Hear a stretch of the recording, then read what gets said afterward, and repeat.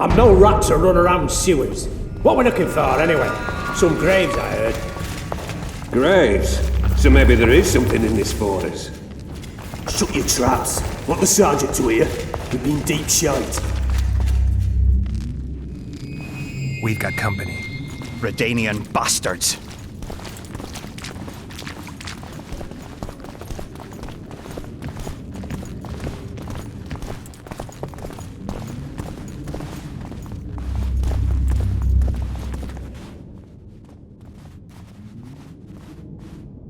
The entrance must be somewhere here. If our experts are to be trusted. Dehenna dabbled in illusions, among other things. He also experimented heavily with golems. Golems with the power of speech, supposedly. They knew nothing of poetry, but... Will you two shut up? Yes, it's an illusion. I found a weak spot. Stand back.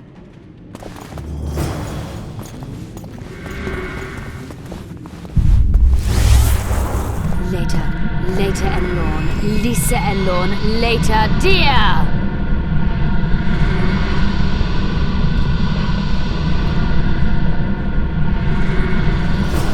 At times I'm caught. You can get my kind of feat. Though I have no needles, they say I am piercing. What am I? Careful with the answer. It could be a trap. Typical of Dehenna. He was a genius with a penchant for mischievous jokes, like a child. So a couple of adults, purported experts, should have no problem solving this. Indeed, it's trivial. The answer is pain. Incorrect.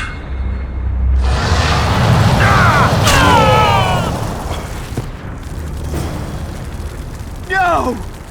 Impossible!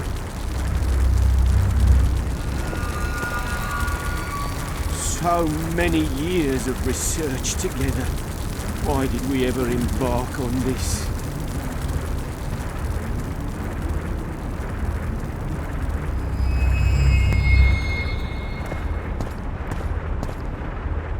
Capable of kindness and cruelty, I take victims when I sour. I can be on your side or wrong you. I bring gifts, though you already have me. All right. Help me out here. I was good at riddles as a child, but that was so long ago. Perhaps it's a capricious king who rewards some subjects and sends others off to war. Kind and cruel. Supportive and sour. Only lovers are that fickle. And they're occasionally thoughtful enough to give gifts. A Lady Cynthia is an expert. I'd take her suggestion if I were you. I once had a lover. She left me devastated. Or could it be love? It seems to fit. It can be kind, the greatest gift, or cruel and take its toll. It can also be blind. How about an elf? Some are kind and bring gifts, others are bitter and cruel. Do you think this is a game? Our lives are on the line here.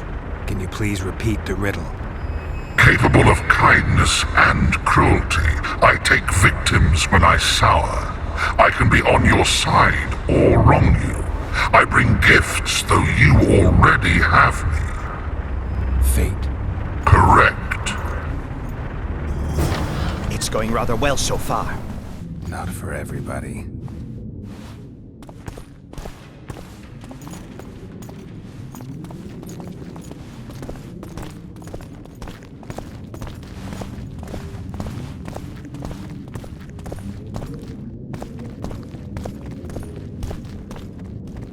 Someone's been here recently.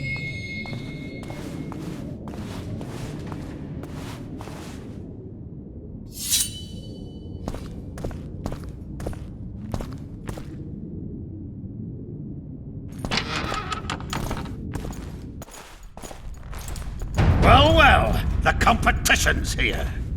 Kill them!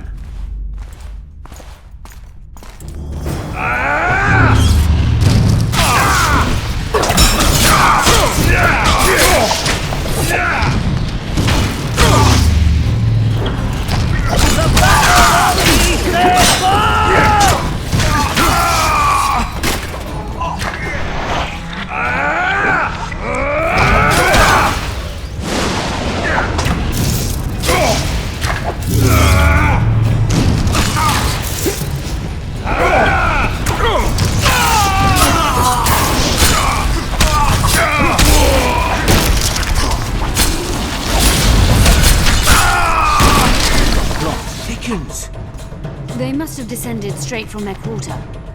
Bled a Nordling. Another guardian.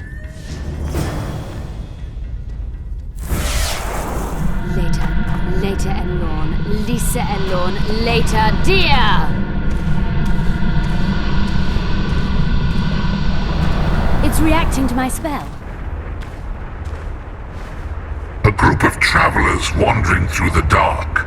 3 guides above them, so 3 were marked. At night they trailed a drake serpentine and a silver lady shining and fine. If only her visage she would deign to unfold. By day they followed a mountain vault, its riches untold. Did I hear someone complain about the riddles being too easy? Let's think this through. There are 9 alcoves, a fresco in each. That's 3 groups of 3 frescoes. The riddle mentions 3 guides above the travellers. We must examine the frescoes, seek answers there. I'll advise you about the riddle, but I will not take part in disarming the device. I've got a bad feeling about this. What do you think of the first verse? I would say it describes a serpentine dragon swallowing its own tail, which represents infinity and thus time. The hourglass likewise symbolizes time. In this case, the time of the traveller's journey. I believe it's the dragon constellation. It would be visible at night. What's more, sources on alchemy invariably portray dragons as winged, and as an accomplished alchemist, Gehenna would also be a competent astrologer. The verse must refer to the constellation. In alchemy, the winged serpentine dragon represents prime matter, an essential component in the process of alchemical transformation. The verse seems to indicate the allegory illustrating that transformation. Can someone remind me how the line was worded? The first verse was, "At night they trailed a drake serpentine." It should be the dragon constellation. I shall take that one. What do you think of the second verse? To my mind, it speaks of the white rose, symbol of the Order of the Flaming Rose. You see, the fresco itself resembles a coat of arms, and in heraldry silver is rendered as white. So the Silver Lady and White Rose are one and the same. I think it describes the full moon. In alchemy, the moon represents both silver as a metal and the feminine element. The order remains largely unknown in the south, so the White Rose seems unlikely. Every Nilfgaardian, on the other hand, has heard of the Imperial Nausicaa Brigade, which has the Death's Head as its symbol. The brigade's name is female, and they say death follows the unit. So the Silver Lady could very well be Nausicaa or the Death's Head. Can someone remind me how the line was worded? As I recall, the second verse was, "A silver lady shining and fine, if only her visage she would deign to unfold." I think it's the full moon. Allow me. What do you say to the third verse? It describes the precipice, the ravine amidst mountains. An ancient rule in alchemy states, "As above, so below." The vault is the ravine into which the riches of the mountain flow. We must read the third line literally. To me, it suggests the Mahakam Mountains and its mines, from which dwarves and gnomes extract many ores that are invaluable to alchemists. Those mountains are a vault in and of themselves. The verse is not literal. In many legends, towers are in fact vaults, which the hero must penetrate in order to rescue an imprisoned princess or find a long-concealed magic item. The mountain vault is the tower. Can someone remind me how the line was worded? The third fragment mentioned a mountain vault containing untold riches which guided the travellers by day. The mine entrance in the mountainside. That seems logical. I'll stand next to that fresco.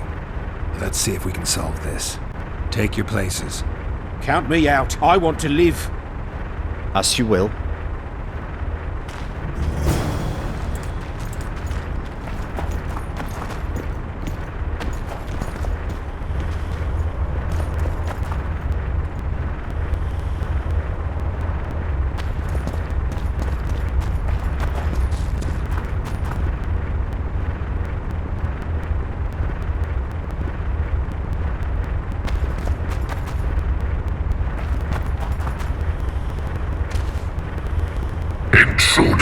protected. No!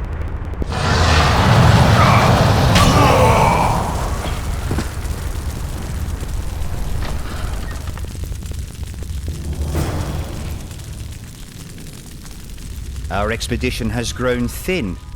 Such a shame. I actually found those two amusing. Shut up. Of course, my lady.